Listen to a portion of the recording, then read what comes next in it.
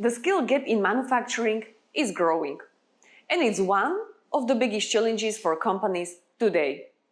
I am Monika, and in this episode of Monika Explains, let's look at why it happens and how to bridge it. Across the industry, many experienced technicians are retiring, while younger workers often arrive with limited hands-on knowledge.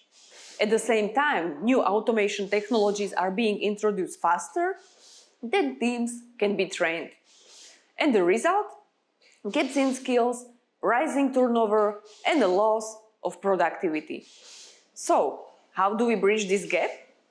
By giving younger workers a modern way to learn and by combining the flexibility of online access with interactive exercises and labs. With BizLink Online Training, this becomes reality.